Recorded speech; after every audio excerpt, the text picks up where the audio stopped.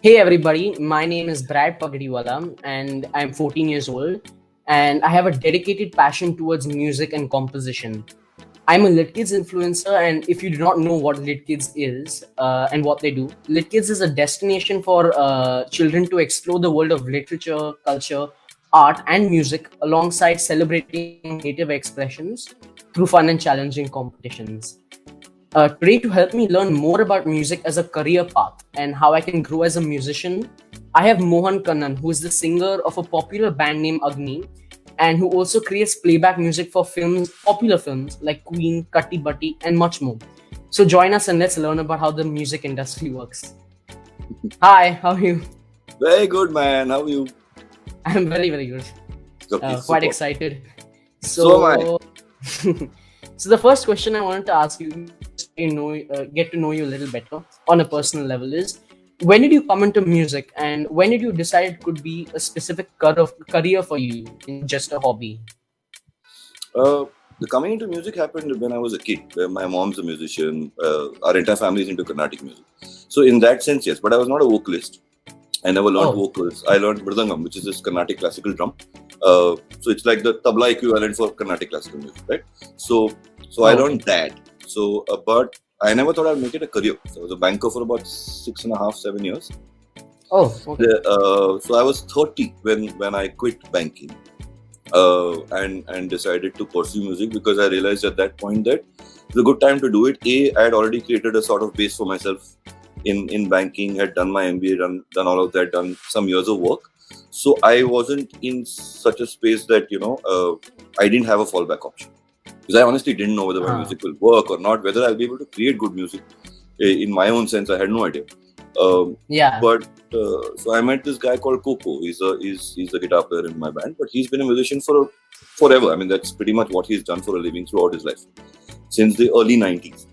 So he called and said, let's do something together, and that was the right catalyst for me at that point. And we decided to form a band. That's how Agnee got formed. Took 2 years and then we launched. So but yeah, those 2 years were tough. We didn't know whether we'll come up with something, whether we will actually be able to release after we came up with stuff. But it's happened. So now on the right side of things after all of that. So it's turned out well. So we've been lucky also. We were at the right time. But it's around 30 that I decided that, okay, let's do this. Also, I was single, not married, didn't have responsibility, youngest kid. So everyone was taking care of me. I wasn't taking care of anyone. So I said, this is the right time to try this. And if it doesn't work, sure. I'd even told my boss that I'll come back for this job 2 years later if it doesn't work. And in 2 years it worked. So it's fine. That's great. And so my next question is, so I've been a musician for 4 years now. And I'm 14, so soon in ninth grade. Thanks. I'm in ninth grade now, and soon I'll have to decide about my further studies. All of that drama.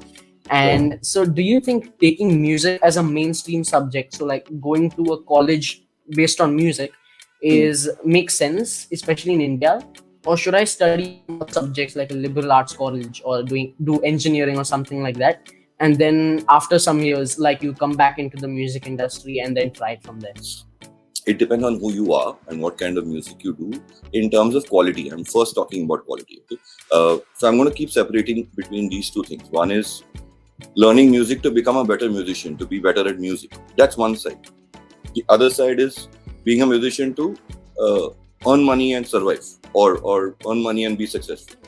The only difference between the music industry as a performing musician and most other industries is that here there are a few who will make it into the whatever you call the celebrity world. Okay, so that on that person's name, let's say Brad decides to take up music, and then at 23 of his songs become super hits. So on Brad's name, people will be able to sell tickets for a show. That is not a norm. That is going to happen if you're great, if you're lucky, if people love you. Many things will have to fall in place. That, whether you educate yourself in music or not, is different from this side, because this side you might make the best song in the world and people might not love it as much as they love another song, right? So you can't predict that. So one side is learning music for the sake of music, that you must definitely do. In terms of choosing whether you should learn music full time at this point, your next career step, basically, or your next education step, instead of going to a college and doing, let's say, science or engineering or whatever it is that you do. That is a call that you'll have to take differently, because if you're looking at music as a career, you have to budget that you might not be the best. That celebrity thing might not happen. Then you have various other ways to make money. You can be a sessions musician. You can be good enough to be paid a certain amount of money for every recording that you do. You can do background scores. But in terms of at least a sessions instrumentalist, there's a very large field there where it is not about just your name or how much fame you've got. Most people will not know the bass players of most of the bands in the country. But they will get a lot of work, or not just for bands, but other stuff. So if you're looking at a sessions musician stuff, there is a livelihood opportunity there. But if you're looking at music to become famous, to do all of those things, that I want everyone to know me, to sing my song back to me in a crowd, I want 15,000 people at my show, that is a very tricky situation because no one can predict it. That's why I had a fallback option, so I chose to do it. If it hadn't worked, I would have probably been a banker and hopefully done well there. Or however, but it worked, and I got decently lucky. I got the right people with me, like Coco or Sony BMG, who launched our album, and that's not always going to be true. So that you'll have to see. It's a very tricky question. You'll first have to judge yourself as a musician and how much you want to take it there. How passionate you are. And exactly. You also have to have talent. I'm sure you do. But you'll have to judge it yourself, right? Yeah. And it's a very tough thing to do. You can't believe your parents and your friends because they will always say nice things about you. Yeah. You will need to judge yourself and say, okay, the best song that I'm hearing from, like you said a while ago that you like Led Zeppelin, is my song comparable to that, or can it get close to that, or can I create something like that? If the answer is yes, go for it, but and go through all the hunger that it will take. It'll be worth it later. Okay, thanks. So my next question is, after you formed your band Agnee, what were the next steps? Like, how did you all begin marketing yourself? How did you grow and become as popular as you are today? Okay, so this is a tricky one for us.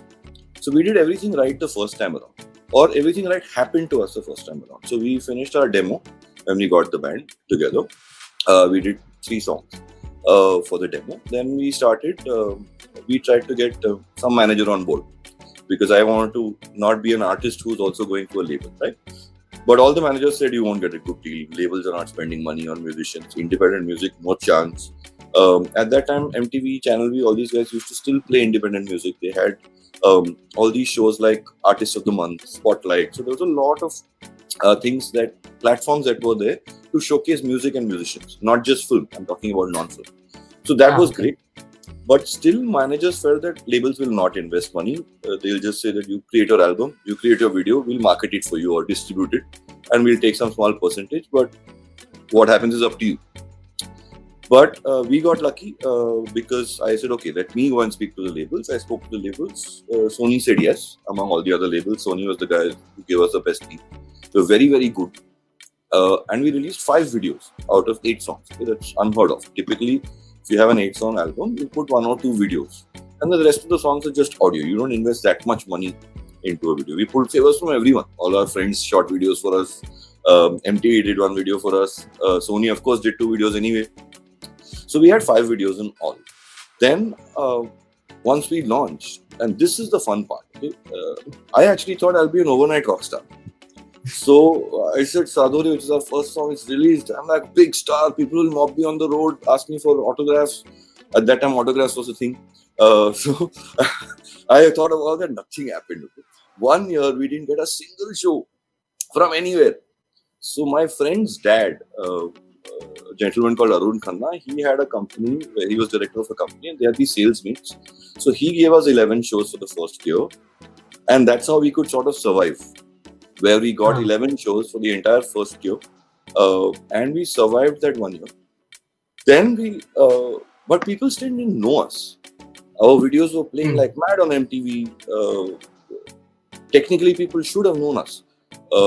Because there was like each day it was playing some 8 or 10 times, 45 days every video. So we had everything right, all the formula things that you put in great money into marketing, big label, press conference, launch event, videos, everything had happened. No one knows us. Then we tied up with MTV again in 2008 and 2009 and decided that we're going to do a song for their reality show. So we had a song, and I went and spoke to Ashish Patil, who was at that time at MTV, and I said, I want to promote this song. Let's do something. Let's do a contest. I want to do something else to get people. That's when, so that song really did well. It did well for the show did well for the song. So in both ways, it really helped. And then people started listening to us. So in terms of, and that was not really planned in that sense. The planning in my head was that great, a show is going to play for 13 weeks every day. MTV, they repeat it every day. So this song is going to play for 13 weeks every day. So that's a great marketing platform for me. That made sense. But it was not like a music video. It was playing as a background with other characters, right? Whoever was in that show, those actors, those characters were there. We weren't seen. But still the song became huge. And because of that, people got to know Agnee. Then people started listening to our first album. So, so many of these great marketing ideas in terms of the formula ideas. This is what you're supposed to do. Big release, many videos, MTV, channel. Like the theory behind it. Didn't work. Okay. Everything that was by formula didn't work. One thing that we decided to do extra, and we don't know what worked there. Was it just the show? Was it the contest? We had a lyrics contest. But it worked. So we are very happy. We've tried to replicate it. It's not worked. So the first time we did it, it was new. I think the song also worked. There's also that we've made other songs. This song people have loved the most. But even beyond that, when you try to repeat that same formula, when you try and make that into a formula, it didn't work for us. So we did a singles contest and all of that for our next song. I think the song was also as good. A song called Kaise Ho Tum. That didn't. So yes. So basically, I'm realizing that the more I'm answering your questions, I'm not really giving answers. I'm telling you that it's actually quite confusing. But that's how it is. Okay. No, I get it, because these things, it's not just about how you plan it. It's about how it works, everything else. There are so many different factors and so many different variables that can change everything. Exactly. So my next question, how did you know that you were in the correct band? How did you know that together all of y'all were correct for each other, and how did you all know that you all would grow together and become successful? Or is that not something you knew at all? Grow together, become successful. That was one of those. I'm a very optimistic guy, and I'm also very ambitious. So for me, I want to be the best band in the world. All of that. Even with age, I behave like I'm 14. Okay, and I want to do that, right? So that's not changed. And that has no reasoning or logic. You just want to. So and you think you can. Why can I not? Right? But in terms of the right people, Coco was the biggest influence for me because, like I said, Coco, the guitar player, he was a part of a band since 1987. And he knew a band culture, how a band works. So and there's a very good question for someone who's becoming a musician, whether you want to work with people. And this learning I got from him before we formed our band. Because I told him, listen, you and I are there. Let's just get the best drummer, the best bassist, best keyboardist, put them together. What? They'll just charge more than the normal guys. You know all of them because you've got them on your phone. They all know you very well for years. So just get them. You'll form a band with them. What else do you want? So for me, the understanding was best musicians, most talented or best at their instrument should come together. And Coco was the guy who told me that's great for a session, that's great for a recording. But if you want to form a band, you will be spending 250, 300 days in a year with them. Either on the road or in the studio or rehearsals or generally just meet. And you will want, these are the people that you should have around you that you want to meet again. Yeah, friends. Yes. So the music hygiene level has to be there, of course. You can't just be a bad musician and become a part of a band. Assuming that there's a hygiene level, now you're choosing which of these 3, 4, 5 musicians that we have, anyone could really work in terms of their talent. You choose the person that you think on a personal level you will connect with more. And that's when you gravitate towards those people. You want to pick up the phone and call them for your birthday, or they'll call you for theirs, or you don't have to wait for a show. You miss each other when there's no show. And that's a great feeling. Then you're already on stage. and you're looking at each other saying, "Oh man, this was superb," and we are very vocal on stage. I mean, I've forgotten my own lines when my drummer has played something new. Like, wow, this is cool. And then I've forgotten that I had to sing that. So I have to stop that. But that kind of feeling happens when you genuinely like each other. It's not just going there and performing and coming. So that's the biggest learning that I have from Coco in terms of forming a band. Like, take people, look at the people aspect of it first. Talent is first hygiene. Beyond that, fitting into the band, forming a sound together will come much easier when you like it. That's the main. I agree, because you need to have a deep connection with them so that you can, have something together. Yeah. It's all about how you all connect with each other, not just the music you all is. Absolutely. It wouldn't sound like you all are a band. It would sound like you all are four or five people playing at the same time, but not together. Exactly. I love that you said that. Exactly. I completely agree with you. Yeah. It has to sound cohesive as a unit. You have to connect. There's no other way. Yeah. You'll have to be together, like one Yeah. system. Yes. Okay, that's great. As a new band, how did you locate the right opportunities? This is kind of like something that you've answered, but you had did you have a manager, or did you manage to do it on your own? So we spoke to all the managers. Manager said no, or manager said that you won't get anything anyway, even if you're there. So we finally decided to go it ourselves, and I sort of donned the hat of manager for a while. Also had a corporate background. What helped me actually was that I was already 30. I had done an MBA. I had done a little bit of banking in Bombay, 6.5, 7 years. So I had a lot of friends who were also around the same age or slightly older also, who knew people in higher positions, even in labels stuff. So my meetings weren't necessarily the regular format. So I had the luxury of being able to set up a meeting with the managing director first. So the decision maker could be in that meeting. But honestly, I don't think that's a huge difference. But it at least helped us get our foot in the door. To start somewhere. Yes. So I met everyone though. And there was that whole situation that I am going to meet every label, even if a label has said yes, I am going to meet the 10 other labels that I've already set up meetings with. I am not going to take this as the only situation. And I had extreme faith in our music, and a lot of it was misplaced. So don't get me. I'm not trying to come across as I think I was overconfident at that point, but that helped. Because at that point of time, no one else is going to come and tell you that your music is great, because no one's heard it. You're coming out with a fresh album, no one knows you yet. And that sort of being slightly overconfident helped. Thankfully, I didn't show that in the meeting, so it was okay. So no one kicked me out of the meeting. But that helped in the sense that Coco used to laugh and say, you're like Gusso India, you enter anywhere. And you're speaking to the MD as if he's your friend. I'm like, he's sort of my age. But that only in one small aspect, it helped in the fact that I think the meetings went off straight to the business aspect of it quickly. It wasn't just about, do you guys deserve to be launched or not? It was about, what can we do together? What is the amount of money we can spend? Can we do this? Can we do that? I think I never went to a meeting thinking, will they like my music or not? I think I think any artist should have. They should be confident enough in their recording, so they should get their recording to that level. If you're not confident, then don't play that song, play another song. Yeah. That's where I think you should always be, because if you're not confident, how will someone else be confident with your song? And you're asking that person to, invest money or time or effort into it. So that's the only thing where it helped. In terms of the opportunity, Sony BMG was an opportunity, but honestly, we were at the right time. I think after us, they just signed on one more independent artist for the next 10 years. Wow.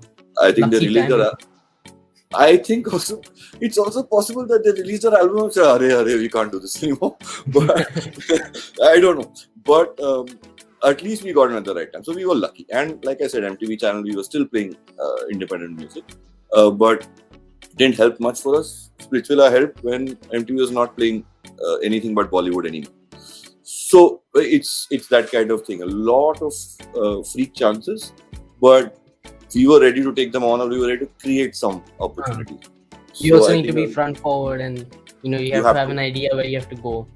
Like, yes. I think what I've also understood is that with you did everything. You actually went there and you decide to ask these guys about your labels, and ask them what you want, and assign deals, which I think is something that I would definitely like to try, because I feel in my path right now, I feel like I'm quite laid back. I'm not going to people and asking them this and that. So I think I need to be a little more proactive. That will definitely help get people to know you more. So yeah. No, definitely you should, but you just time it right. Work on your music, create it correctly, get confident with your music. After that, go all out. Don't be embarrassed about saying your music is good. Just believe it. Don't lie. Believe that your music is good, and then you can go ahead and confidently tell it. Okay, that's great. And so I wanted to ask, I guess you know a lot about the music industry right now in India. And I wanted to ask, is it true that solo artists have become more trendy in India as compared to bands? And if that is so, then what is the relevance of bands in today's time? No, it's okay. Solo artists, typically we're looking at vocalists, right? In terms of solo artists, you typically say singer. Now, I don't think it has anything to do with band versus solo artist. It has to do with Bollywood versus independent music. Okay? Bands typically, there'll be very few bands who will do music for films. So let's say, for example, we've done a few films. Indian Ocean has done a few films. Indian Ocean is a very good example in this case, because when Indian Ocean songs have appeared in a film, it's their band song. It's not as if they're music directors for a film, like doing what a Pritam or an Amit Trivedi or a Rahman would do. They have their song. One of these songs will fit in a film, which works perfectly. Or even if they create for that film, they'll create it according to their song. So that's a full representation of that band, their sound. They won't try to look at some other vocalist. They'll typically look at their sound, and they'll go and perform. Other bands don't do that. Even when we have done films, we've done it with other singers, sung bits. So I think it's much more to do with that. In India, a band, especially rock band, is considered to be a niche kind of a zone. So we played so many college fests, right? 90% of our shows are college fests. So every principal or vice principal or dean or the person from the faculty who's involved in that festival will first say no, or will first say, rock music so loud. Let's not do it. But they have to, if they've said yes and then the event has happened, we've been called, they will have to be there at least for a while. And then we've had these shows where all these vice principals or anyone have come on stage and said, wow, we love this. We expected it to be noisy and loud and, non-melodic, and they didn't get it. So the whole concept of rock band, the reason I brought this up is that it has a different niche. It's not considered to be mainstream. So if you're looking at solo artists being more popular than a band, I don't think it's because it's a solo artist versus a band. Okay, for example, with Agnee, I could call Agnee Mohan Kannan and Coco.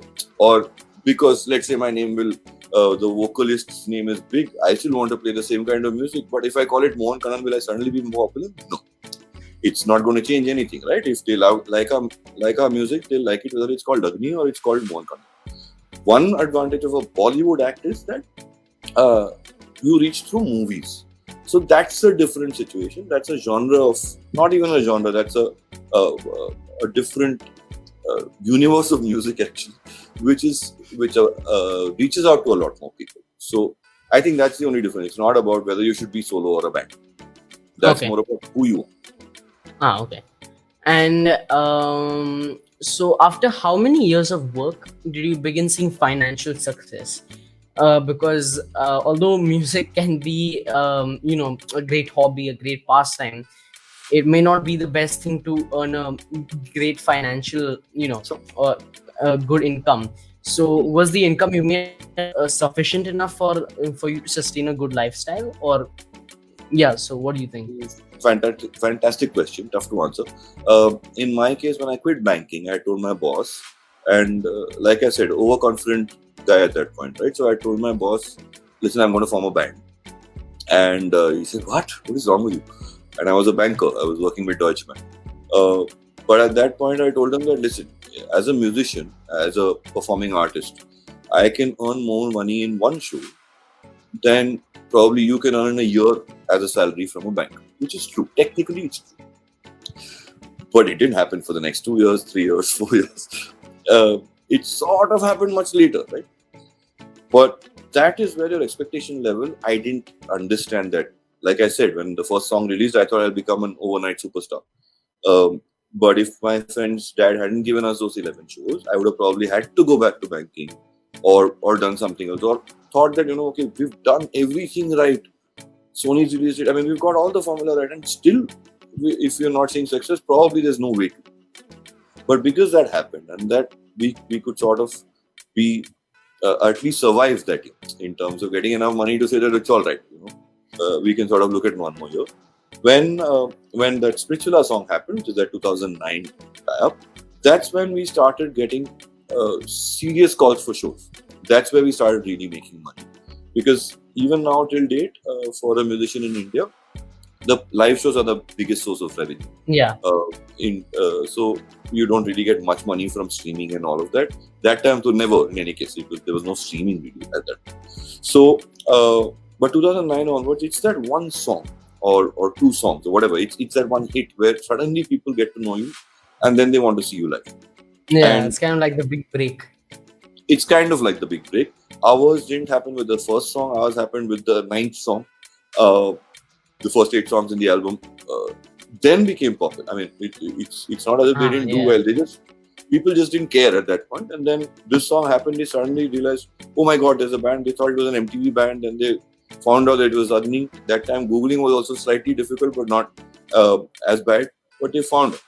That's when we started to make money. I think it was 2007 we launched. 2010, 9-10 is when we started getting comfortable saying that, okay, so this career path is completely working. We're unless we do something really wrong going forward, we are on a decent wicket. We've created a decent name with our music, and we're making money also. So 2.5 years to answer your question, after we launched, and then 2 years before that to launch. So about 4.5 years it took us to actually get really comfortable, go through the lifestyle that we were used to, or better it. So Okay. So that's why. Okay. So why?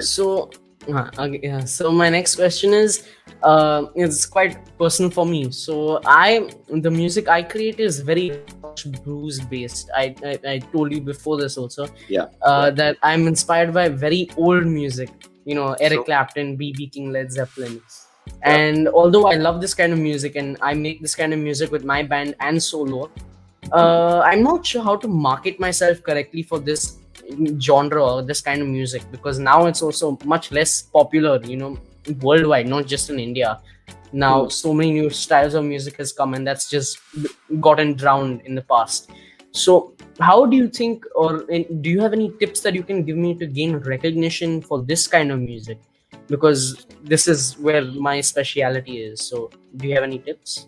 Okay. You like this kind of music, that's why you're doing it, right? Yeah. Now, when you release a song, you're not going to qualify it by saying that this is a blues song from Brad Pagdiwala or from your band name, whatever it is. You're going to say this is a song. Their song will have a name. You are riding yourself already and giving yourself a tough wicket or a difficult hurdle by saying that my music is rock and blues or sort of old school. So people will not like it now because that genre doesn't have great followers. That's not your lookout at all. You can't do anything about it. What you can do is make a good song. Now, for example, let's reverse this. Let's say you were making something in a new genre. For example, let's take India's case. Gully Boy released, suddenly hip hop became really big. Right? So let's say you were in that zone and you created hip hop. Let me take the opposite. I would have said make use of that. Say you're add the word hip hop there because it's a good marketing tactic, because you're riding a good wave. But if your genre of music is not really helping in terms of saying that, okay, people are going to look for blues songs and therefore they will find me on a playlist or on Google, instead of that, you don't have to qualify it saying it's a blues song. If it's a good song, it will work. Reaching out to people has nothing to do with whether it's a blues song, hip hop song, Carnatic classical song, etc. Okay, Carnatic classical is a little too niche, but I'm talking within the popular formats of music. Okay, you will still release it as a song. It will be that 5, 6, 4 minute, whatever it is, and put together. Take your best parts of that song, Think about why Okay. you like that song yourself. Use that to market it. For example, there might be a guitar riff that you're very happy Hmm. with. There might be a Yeah. vocal melody line that you're very happy with. There might be a Hmm. hook verse that you've written in terms of words that you're very happy with. Then that will start championing your song. That's the reason people will love your song or get drawn to it. Push that across. Create conversation around it. Act as if you're marketing every song as a different product. Never ever get into that loop of saying that I have this kind of song, therefore it should be promoted like that. Forget blues. Oh, Forget rock. okay. Treat your song as who you are and your kind of music. Don't label it before others label it for you. Let them do Okay. that tough work, and then you can confuse them by putting out another song later and have fun. But that's your job as a musician. You should be able to do that, and Yeah. Okay. that's how I would do it. Okay. So the next question I have is, the music I create is always English, and I don't intend to start making, Bollywood and Hindi and things. So I do you love your think? face when you said Bollywood. I think so. Yeah. Yeah. So because I have this kind of music and I'm not into Bollywood, do you think I have any scope of becoming known in India, or do you think that's not a possibility because India is so heavily influenced and India's culture is only Bollywood? No, I don't think that at all. I mean, there are a few artists from India, fewer than otherwise. I think there are a couple of, like, there's a Nikhil D'Souza, there's a Pratik Puhar. These guys are sort of known for their English stuff as well, probably as much as their Hindi stuff, right? And they're artists from India. But in terms of, this is my take on English music coming out of India, which is original stuff. There's a little bit of a language situation. There's a little bit of an accent that I have when I'm speaking to you, which is an Indian kind of accent. Yeah. Which is not really been explored in an English song. It's, at least we don't play up to it. It's not like Ricky Martin singing an English song and is definitely sounding accented, but it sounds fine. There's no problem. He's not trying to fix it by sounding American, sounding British. But they sound the way they are, and that's worked because the format of music is English.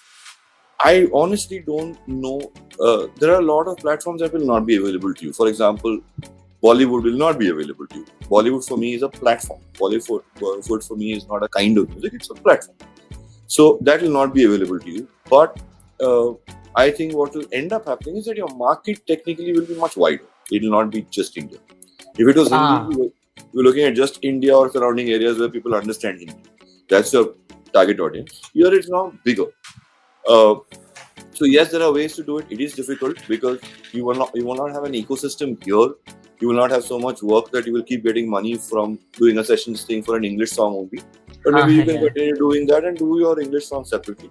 But there will have to be other ways to do it. The internet is a big boon. It's going to help. Once you go on Spotify, iTunes, etc. So I think it will help. I don't think it's a situation where English songs can't work in India. But I just think that we're not looking at someone in Kanpur listening to your song necessarily. You are saying that great if someone in Kanpur listens to it, but now I have the chance of someone in the US or any other part of the world who doesn't understand Hindi at all can also listen to my song and understand what it means.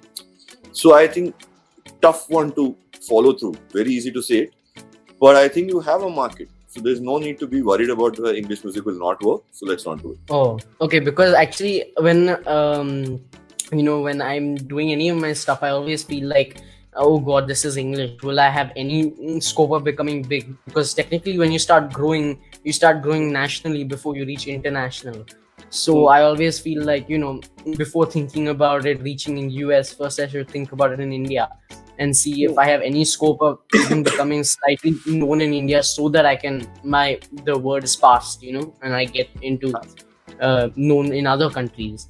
But I also agree with what you're saying, because and now with social media everybody has access to everything, so I just have to hope and keep making my own kind of music and hope somebody picks on up. Also, I have one more thing to add with that. Please say. So a lot of our conversation today has been about the second part, right, which is how to make music successfully, how to earn money through it, how to make it professionally viable. I think one thing that any artist will always stand out on, whether you have 10 followers or 10 people listening to you or 50 million, is the quality of their music, right? That's why you took up music. You didn't take up music because, I'm assuming, and I'm quite sure I'm right, that you took up music because you love music, you want to do music, it gives you Yeah. pleasure while you do it, you're passionate about it. Your first job, and according to me, your only job is to create good music. Once that is created, get as good as you can with the music side of things, learn as much as you can. And you're following Led Zepp not because they were stars, you're following Led Zepp because you like their songs. Try and emulate that side of things first. The other side of things, there are other business executives who will come and help you. You're 14. By the time you're 17, 18, you're a good looking young guy. There's a lot of, the reason I'm saying it is, there's a lot of packaging opportunities that people will find around you, which will be the marketing side of things, which there will be better experts than you. What you can bring to the table is your music. So you need to make that the best it can be. And that's your first and 80-90% of your goal. Once you created that, then don't sit at home and say, that's all I know. Of course, you should try something. Yes, you have to. And then go all out for it. Put 100% of your effort in figuring out what's the best way to put that song out. But with this conversation, I feel that I had to bring that up. That the first part is the most important part. Learn music to be a better musician and try and hone that as much as possible. And only once you've created a song that you're that proud of and that comfortable with, then you go to the next part with that side. Okay. So I wanted to ask, do you know any other Indian artists who become popular through making English music? Like you've said about Pratik Kuhad and you said about Nikhil D'Souza. But do you know any other popular figures that have become popular for English music, and maybe I can learn about their career and try and follow their path? I'm not sure about success in what terms of success you're looking at, but Soulmate is fantastic. There's a band from the Northeast. They're brilliant. They're very well known in the show circuit at least. And they create English music. It's Rudy Walong, this fantastic guitar player, and Tripti who sings. It's just outstanding. So Parikrama is very good, but Parikrama has a lot of covers. They also have a few originals of their own. They're all in English. Butty Trained is one of the most famous songs of their band. Industry did well much earlier with Pretty Child and stuff like that. But if you look at contemporary stuff, Soulmate is a great example. Pratik Kuhad and Nikhil D'Souza, I can't think of anyone else really who has made it mainstream big in terms of name. Yeah. But these guys are definitely people that you can look at from the music side of things.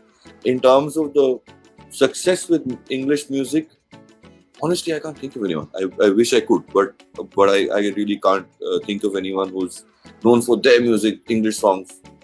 Pratik Kuhad, I think, is the biggest example at this point of time. Okay. And I wanted to ask, other than creating singles and albums, like how Led Zeppelin or any of those artists would do, what are the career options based on music are there in India for something that I would be able to possibly reach out for, and something that is focused on composition, on music, but that can still give me a decent amount of income as well? Lots of allied stuff. Sorry? No. Continue. You can continue.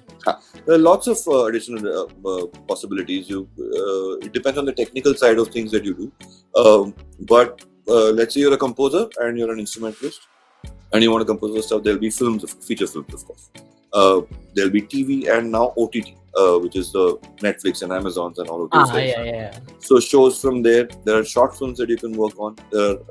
Advertising is a huge industry. It's extremely well paying. It's also a short amount of time for each ad that you spend, as opposed to what you would spend, let's say, on a feature film or on a song.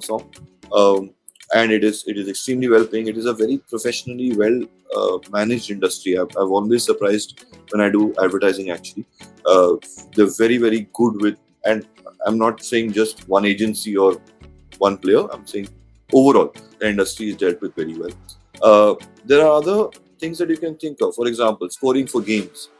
I've been looking at opportunities with a few people in terms of gaming platforms.